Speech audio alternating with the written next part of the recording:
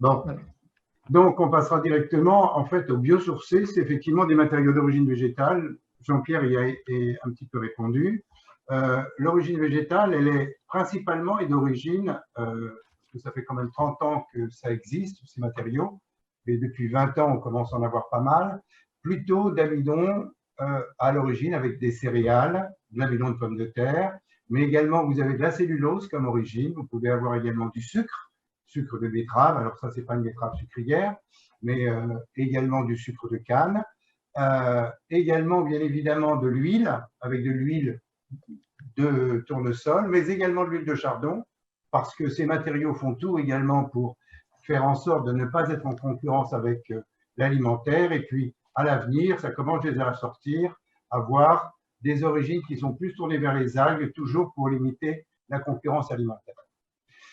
Alors, on a beaucoup parlé du compostage, et le compostage, c'est quoi? C'est une biodégradation dans un milieu particulier qui favorise considérablement la biodégradation, que vous trouvez également bien évidemment dans la nature et plus particulièrement dans les sols, puisque rappelons quand même que la biodégradation, le but de la biodégradation dans l'écosystème, c'est de nourrir les sols et de les régénérer.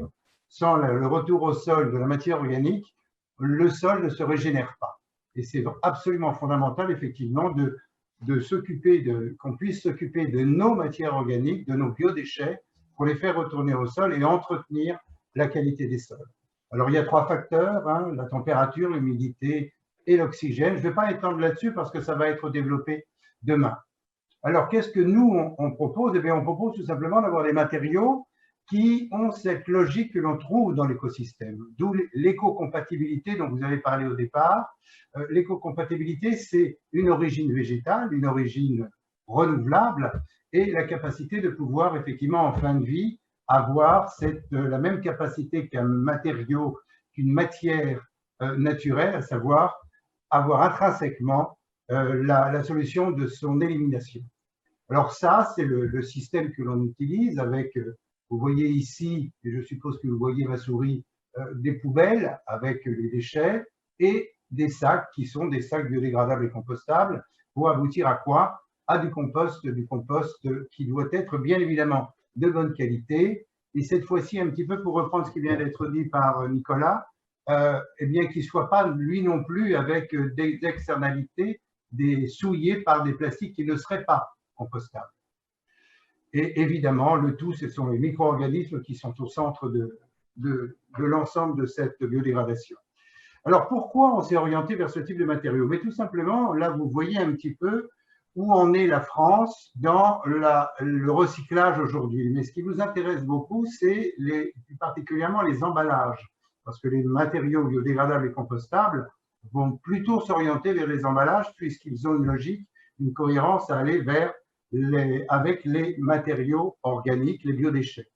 Vous voyez effectivement qu'aujourd'hui, on est au niveau des emballages à ce niveau de pourcentage de recyclage.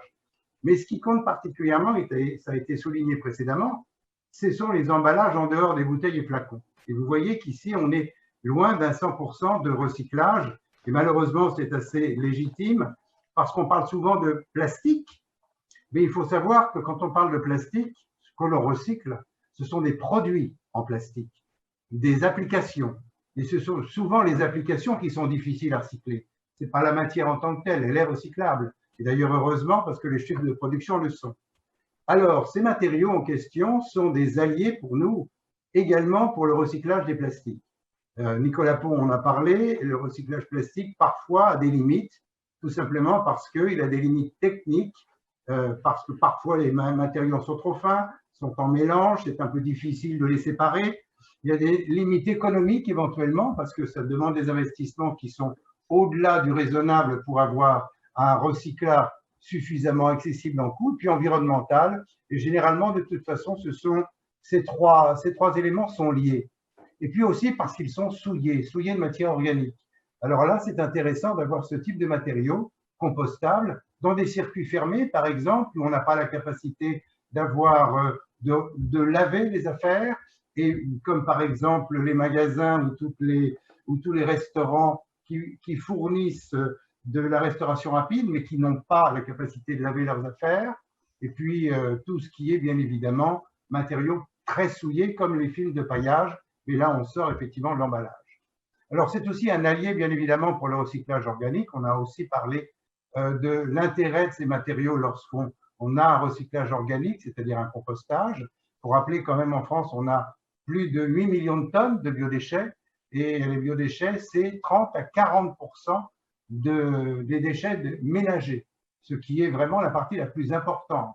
Et c'est une partie qui, en plus de ça, a véritablement un sens pour retourner au sol, pour enrichir ce sol. Et je rappellerai simplement l'initiative 4 pour 1000, qui souligne l'intérêt de faire retourner au sol en partie les déchets organiques pour stocker dans le sol une partie du carbone, puisque quand il y a une biodégradation, il y a du carbone, c'est de la matière organique, donc de la matière carbonée, et ça permettrait à terme, bien entendu, de pouvoir compenser les émissions de gaz à effet de serre que l'industrie, en tout cas que notre mode de consommation génère.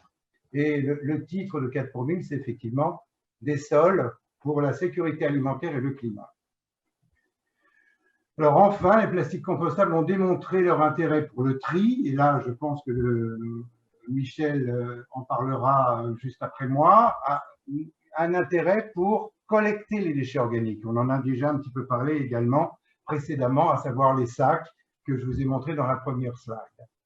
Alors, il y a évidemment des normes, ça c'est très important parce qu'il faut les identifier, des normes et différentes possibilités de biodégradation dans des milieux différents. Un milieu qui est le compost industriel avec des normes et des labels pour pouvoir les identifier. Un compostage domestique, bien évidemment, toujours avec des labels. Là, je vous montre les labels les plus utilisés en France. Et puis, la biodégradation dans le sol, ça intéresse moins l'emballage parce que ces matériaux dans l'emballage se doivent de rentrer dans une filière de compostage. Ça intéresse plus particulièrement les applications agricoles. Tout à fait, il faudrait que vous terminiez, parce que sinon on va vraiment exploser le temps. J'en suis à la fin. Quelles applications? Eh bien, puisque c'était le titre de mon intervention, là vous en avez plusieurs qui sont assez larges, qui sont des applications qui existent aujourd'hui et que vous retrouverez plus particulièrement dans les pays qui font déjà et qui ont développé une collecte de biodéchets. Et ça, c'est vraiment absolument fondamental pour pouvoir avoir un intérêt à avoir ce type de matériaux, bien évidemment pour finir en compost, un compost de qualité pour la qualité des sols. Je vous remercie.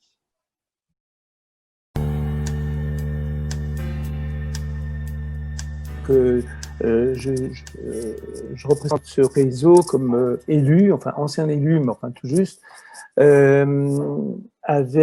j'étais en fait président d'une collectivité en charge de la collecte des biodéchets en porte-à-porte et également vice-président de la collectivité qui était en charge de traitement via justement une plateforme de compostage industriel qui traitait quand même 17 000 tonnes par an, donc autour de 8 000 tonnes de biodéchets qui sortaient à l'autre bout.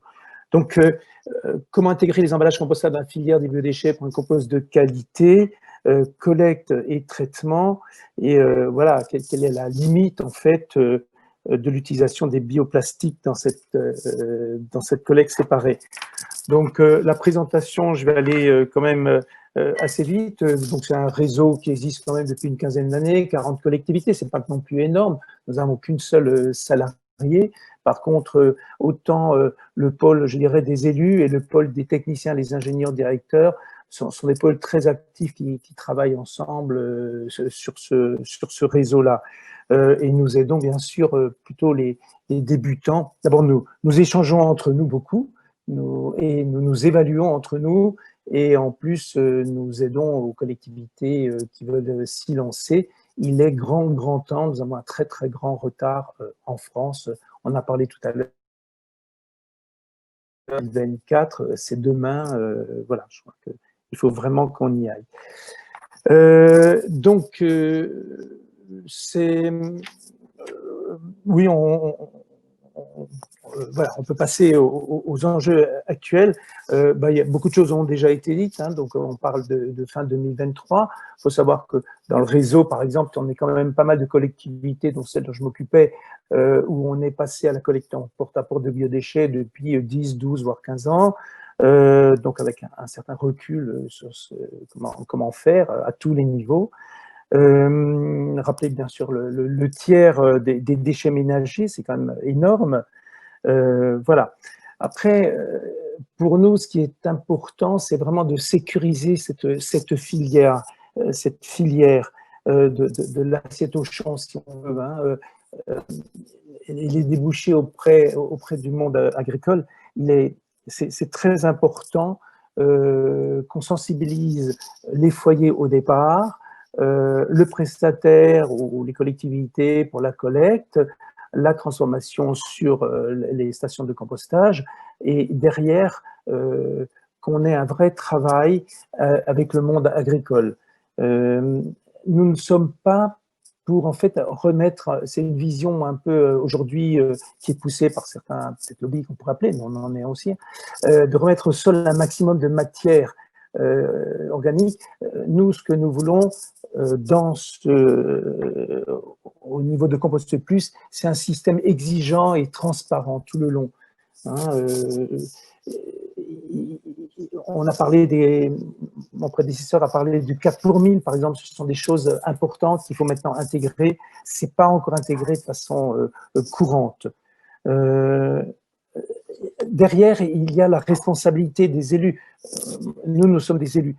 Les élus, nous avons une responsabilité beaucoup plus large parce que ce qui va sur la terre risque peut-être ou pas de polluer et la terre et l'eau. Et nous sommes aussi, nous devons proposer ensuite à nos habitants de l'eau de bonne qualité. Dans le sujet d'aujourd'hui, c'est s'assurer que les emballages, mais tout ça, il y a déjà beaucoup de choses qui en ont été parlées, que les emballages et produits compostables ne deviennent pas des perturbateurs dans cette filière que nous voulons de très haute qualité, bien plus loin que la norme NFU 44051 qui s'applique par exemple pour le compost. On peut passer au suivant, je vais vite pour essayer. Alors tout simplement pour ceux qui ne connaissent pas, ça a déjà été présenté aussi avant, ce qui se fait de plus courant, mais ça se fait depuis très très longtemps, par exemple en Italie, en Allemagne, en Autriche, partout où nous sommes allés voir tout ça, et chez nous aussi depuis quelques années. C'est un bioseau que les gens ont chez eux dans la cuisine de 8 litres. Le sac compostable, c'est le sujet du jour, qui nous sert justement à pouvoir collecter dans la cuisine et de le transporter de façon pratique et sécurisée dans le bac qui sera lui collecté. Donc, quand les gens se sentent en sécurité dans leur cuisine avec ce sac qui respire, c'est pour ça que le bioseau est ajouré, puisque ce sac compostable respire et permet d'éviter de produire trop de jus et d'odeurs, etc.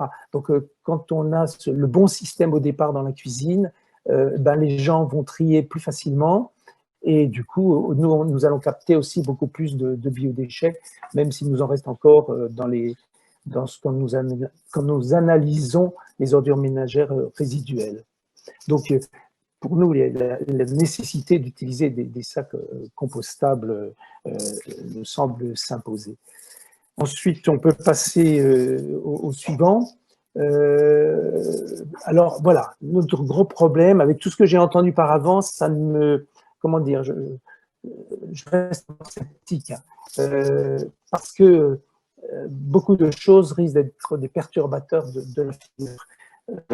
Il y a effectivement des demandes croissantes, et on l'entend là, depuis plus d'une heure, pour composter des emballages ou des objets en bioplastique. Cette apparition d'une multiplication de bioplastique, je dis bien pour les collectivités, pose problème. Pour nous, on ne voit pas pour le moment un débouché dédié pour ça, parce que ce sont plus pour nous aujourd'hui des perturbateurs de tri, tout simplement, et de recyclage, parce que ça peut induire des erreurs de tri, difficulté de différencier des autres plastiques, autant par l'habitant que ensuite, par exemple, au moment de la collecte, les reapers ne peuvent pas prendre chaque sac plastique, par exemple, pour aller vérifier s'il est bien compostable ou pas. Nous, ce que nous avons, c'est nous mettons à disposition un sac compostable et c'est celui-ci, avec notre nom dessus, etc., et c'est celui-ci qui est utilisé par notre population. Là, je parle, par exemple, nous sommes quand même, le SM4, par exemple, sur un secteur de 160 000 habitants, où quasi tout le monde participe à cette collecte en porte-à-porte de biodéchets. Ce n'est pas juste une petite collectivité, ça commence à compter. Avec, par exemple, une moyenne de quand même 60 kilos de biodéchets collectés par habitant et par an. Michel, il faudrait que vous concluiez. D'accord. Donc, la nécessité de réguler l'usage par les mentions pose problème chez nous. Donc, à la question, la position du réseau, c'est que, entre autres, par exemple, les objets en dehors de l'emballage, mais les objets également poseraient vraiment problème s'ils venaient aujourd'hui dans nos flux compostables. Après, il y a plein de questions on pourra répondre après entre le compostage de proximité et le compostage industriel, par exemple. Donc, pour nous, c'est vraiment de limiter les bioplastiques à ce qui est essentiel pour la collecte, c'est-à-dire les sacs compostables pour les biodéchets.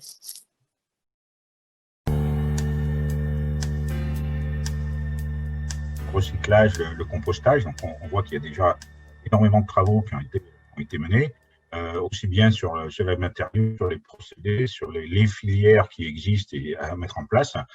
Malgré tout, donc il reste encore beaucoup de choses à faire et beaucoup d'innovations encore à trouver. Et ça peut être justement l'objet de l'accompagnement d'un pôle comme le nôtre. Alors, je vais axer ma présentation donc, sur ce qu'est un pôle de compétitivité, et en particulier celui qui s'appelle Plastipolis aujourd'hui, mais qui va devenir Polyméris dans quelques jours. Donc, je me permets en avant ce fait-là avec les informations qui vont suivre, pour dire comment on peut agir un pôle de compétitivité autour de cette innovation dans la partie emballage et recyclage. Alors, Polyméris, donc ce sera la fusion donc, de deux pôles, donc un pôle Plastipolis, donc qui était déjà axé sur la partie polymère et composite, et puis la fusion avec Elastopôle, donc un pôle autour des caoutchoucs et des élastomères, donc un pôle orienté matériaux, qui regroupera à peu près 500 membres, dont 380 cotisants industriels, dont 280 industriels. Couvert donc, sur 6 régions, donc vous voyez à l'écran donc l'ensemble des 6 régions que nous allons couvrir. Donc, une bonne représentativité nationale avec 3 établissements principaux et également donc, des antennes régionales donc, en orange. Alors, la mission d'un pôle, c'est évidemment d'aider ses adhérents, ses membres donc, à générer des projets d'innovation, donc les aider à gagner en compétitivité grâce à l'innovation, donc innovation produits, process, services également. C'est accompagner l'innovation et l'excellence industrielle, donc c'est accompagner dans toutes ces mutations donc, de l'industrie du futur et en particulier donc l'économie circulaire, donc le sujet d'aujourd'hui. C'est les aider à booster leur croissance, donc aussi bien sur leur propre territoire national, mais également à l'international, donc avec également un tremplin à l'international. C'est s'appuyer sur l'innovation pour éclairer l'évolution des compétences, accompagner les besoins donc, que pourraient avoir les industriels donc, pour les remonter au niveau des académiques et des organismes de formation. Puis bien sûr, c'est agir pour soutenir le développement de nos adhérents, de nos membres dans les territoires et par voie de conséquence le développement des territoires. Donc les projets, donc on l'évoquait à l'instant, donc c'est un véritable levier d'innovation qui peut aider donc le sujet du recyclage et du compostage. Donc comment on opère? Donc évidemment, on peut soutenir l'innovation en favorisant le développement de projets collaboratifs. Hein, ça a été évoqué tout à l'heure à plusieurs reprises. Donc effectivement aujourd'hui, peu d'industriels se lancent sur des projets seuls dans leur coin. Donc, on est de plus en plus sur de l'open innovation, donc avec des projets collaboratifs, évidemment, qui peuvent bénéficier de subventions, d'aides pour booster le développement, pour booster l'innovation et accélérer donc, la mise sur le marché. On agit également donc, pour aider à concrétiser des partenariats, donc des consortia entre différents acteurs qui ont des compétences complémentaires. On voit bien dans le sujet qui nous préoccupe aujourd'hui, entre les experts du recyclage, les experts du compostage, le compostage industriel, le compostage à domicile. Donc, il peut y avoir des expertises et des complémentarités tout à fait intéressantes à trouver, y compris donc avec la partie collecte et les filières de collecte sur lesquelles il peut parfaitement imaginer des projets collaboratifs sur l'ensemble de la chaîne de la valeur. Accompagner la croissance de nos adhérents, évidemment, ces projets d'innovation ont pour but d'arriver à mettre des produits sur le marché, et mettre des produits sur le marché donc, pour arriver à gagner en croissance. Agir comme un réacteur de projet d'innovation. Donc ça, c'est une des grosses missions du pôle, c'est d'être un accélérateur, un booster d'innovation, donc en essayant de faire émerger, en essayant de labelliser, en essayant de mettre en avant donc, les meilleurs projets pour arriver à faire avancer les choses dans le sens d'une feuille de route scientifique et technologique qu'attend la filière, qu'attend la profession. Puis bien sûr, donc animer un réseau donc qui va doubler à l'horizon 2025. On voit bien avec également donc toute la partie réglementaire qui est en toile de fond de discussion aujourd'hui. Comment vont devoir s'orienter les différentes actions pour arriver à répondre à ces exigences réglementaires et législatives. Alors, un pôle donc, comme le nôtre, donc ça a 4 ambitions, 4 objectifs principaux donc, que je ne vais pas détailler, mais je reviendrai tout à l'heure un petit peu sur la feuille de route. Donc, d'abord, devenir le référence nationale dans l'écosystème caoutchouc, plastique et composite. Aujourd'hui, l'emballage, donc parmi les actions du pôle et parmi les projets du pôle, l'emballage a une place de choix, donc évidemment, historiquement, mais encore plus dans le contexte actuel. Deuxième objectif que je viens d'évoquer brièvement, c'est être un réacteur à projet d'innovation accompagnant les mutations à venir, avec en particulier donc, une feuille de route structurée autour de 5 domaines d'action stratégique. Un troisième objectif, c'est revêtir une stature et une visibilité européenne et internationale. Il y a des choses qui se passent évidemment au niveau national, au niveau régional, et donc il y a bon nombre d'exemples aujourd'hui, mais il faut savoir qu'également donc au niveau européen, il y a beaucoup de choses qui se mettent en place, qui vont être des guidelines qu'il faudra suivre dans les années à venir. Donc on est également vecteur pour accélérer dans ce sens-là. Également, donc le quatrième objectif que je voulais souligner, donc un pôle efficient et performant au service des adhérents. La mission d'un pôle, c'est justement d'aider ses adhérents à aller dans ces directions qui ont été choisies pour la profession et qui correspondent aux demandes de la filière.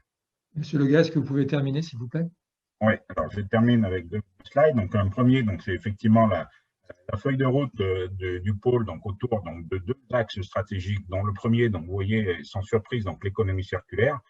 Le deuxième étant l'industrie future. Et ces domaines transversaux donc, sont croisés avec des domaines stratégiques génériques, donc historiques du pôle, où on va retrouver tout ce qu'on évoque aujourd'hui, donc notamment les matériaux biosourcés, notamment les recyclages, donc chimiques, mécaniques, et tout ce qui est revalorisation des déchets. Donc tous ces sujets qu'on évoque aujourd'hui sont au cœur de la préoccupation du pôle, avec évidemment tous les volets très amont, donc éco-conception, analyse de cycle de vie, et puis fin de vie des produits.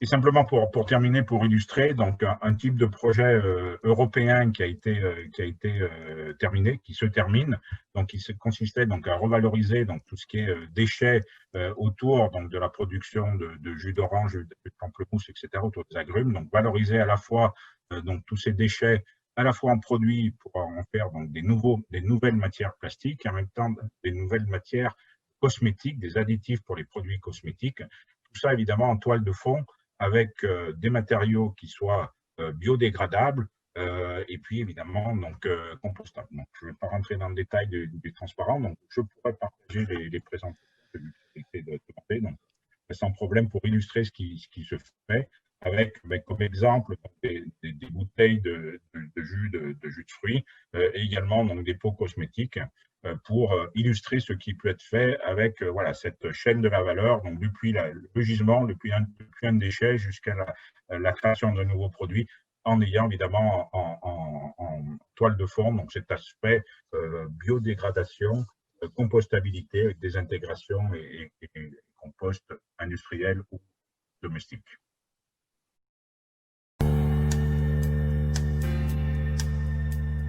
Alors, moi, je parle au titre d'une unité de recherche donc, qui s'appelle UMR Safe Food pour Saclay Institute of Food and Bioproduct Engineering.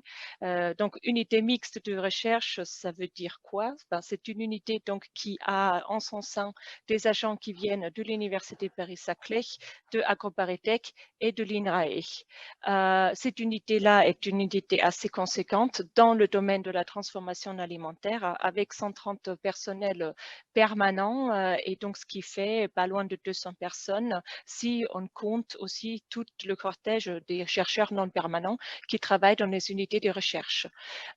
Cette unité de recherche est membre de l'Institut Carnot-Galiman et aussi associée, une erreur, à l'Institut Carnot. Elle traite donc toute la transformation alimentaire et donc c'est quand même son focus d'abord, donc la fabrication des aliments et à l'intérieur de cette transformation alimentaire, vous savez aussi l'emballage et la conservation de l'aliment qui est quelque chose qui est extrêmement important et elle va jusqu'aux usages du produit alimentaire par le consommateur et cherche après de réingénierer tout ce circuit-là afin de délivrer le produit le plus optimal qui soit. À l'intérieur de cette unité de recherche est également encore une autre chose mixte hébergée, ce qui est une unité mixte technologique ensemble avec le LNE, qui est le laboratoire national d'essais de métrologie et qui est le laboratoire qui est agréé par la Commission européenne pour la certification des matériaux au contact alimentaire. Et donc, vous voyez tout de suite où est-ce que ça nous mène. Ben, ça nous mène vers ce logo-là, donc l'emballage apte au contact alimentaire et donc vers une idée de construire une offre de services dans la certification de la sécurité de ces emballages alimentaires. Donc, ceci fait que nous avons une position un peu transversale dans cette cycle-là, en fait, qui traite la fabrication, l'usage et ensuite aussi la fin de vie de l'aliment emballé. Donc, j'ai symbolisé en fait la partie compostage et la partie recyclage. Et vous voyez bien qu'il y a un certain nombre d'acteurs qui interviennent, qui sont dans des filières et dans des thèmes qui sont très, très différentes et aussi dans des disciplines donc très, très différentes. Et aujourd'hui, des gens qui ont parlé, il y a beaucoup de personnes qui s'occupent en fait de la production de matériaux et après vont venir en interaction avec leurs clients. Mais on a beaucoup donc entendu parler de la production et finalement de la collecte, tri, recyclage. Et donc, je pense que ça, c'est typiquement une des difficultés que nous avons à résoudre et que nous cherchons à résoudre, qu'en fait, cette interface avec les industries agroalimentaires qui, eux, vont en fait utiliser l'emballage, la logistique aussi qui est associée à la distribution des aliments, l'interface avec le consommateur, comment est-ce que lui, il va acheter, comment est-ce que lui, il va traiter en fait l'objet qu'il a, jusqu'au centre de collecte de tri, elle est assez compliquée à faire et souvent on a du mal en fait à mettre tous ces champs-là ensemble. Donc pour nous, effectivement, l'emballage, c'est la protection de l'aliment, c'est le transport, l'information et la praticité. Notre recherche va donc d'abord concerner la sécurité alimentaire par l'analyse de la migration, donc les matériaux contact alimentaires, par le développement des nouveaux outils analytiques, parce que qui veut dire collecte, tri, recyclage et revenir vers un contact alimentaire doit se préoccuper des contaminants qui peuvent être générés dans ce circuit-là. Et c'est pareil, en fait, pour des produits qui viennent de l'agriculture, parce que la biomasse n'est pas exempte de contaminants non plus. Ensuite, faire des couplages sur cette analytique et la prédiction de la sécurité par des outils calculateurs, faire des guides de bonnes pratiques. Donc, une première chose. Une deuxième chose, c'est travailler sur la fonction et l'innovation de résine. Et donc là, on a beaucoup travaillé sur des adjuvants biosourcés et biodégradables, sur des nouveaux procédés. Donc, typiquement, le multinanocouche, des couches minces, c'est quelque chose qui est très attrayant pour le chercheur parce que sur des couches minces, vous avez des propriétés de la chaîne macromoléculaire qui peuvent être très, très différentes. Et donc, ça nous plaît beaucoup à nous, mais c'est très loin pour vous. Et ensuite, bien sûr, on a aussi, on s'est mis sur la voie des celluloses, voire des usages des nanocelluloses. Alors, sur tout ça, il y a des projets en cours. Donc, vous voyez qu'il y a des projets collaboratifs qui sont en cours sur des barrières biosourcées à l'aide des nanocelluloses, sur la sécurité des matériaux cellulosiques actuellement, parce que, à nouveau, la massive utilisation des papiers qui va venir vers nous est aussi quelque chose qui peut poser des problèmes de sécurité. Mais ça ne veut pas dire qu'on ne fait plus du tout la sécurité des plastiques. Sur les films agricoles aussi, avec un projet ADEME. Et ensuite, il y a aussi de nombreuses collaborations industrielles qui sont en route. Donc, j'avais laissé quelques exemples pour vous montrer en fait le bien fondé de ce qu'on pouvait faire. On n'a pas trop le temps, Sandra, malheureusement. Ouais, donc je du pense coup, ouais. de la très petite échelle, donc là, vous avez vraiment quelque chose qui est dans l'échelle nanométrique vers, en fait, faire la biodégradation des films. On arrive, en fait, à balayer ces échelles-là dans notre approche. Et donc, dernièrement, donc ce que me préoccupe maintenant et ce que je pense on sera assez bien placé, c'est de faire cette organisation en échange interfilière de manière à avoir des outils intégrés, éco-conception, l'emballage et durée de vie, le développement des formations qui doivent être associées à ces problématiques-là et le développement des espaces d'échange de manière à pouvoir mettre en route ces nouveaux concepts en lien avec la durée de vie de l'aliment. Je vous remercie.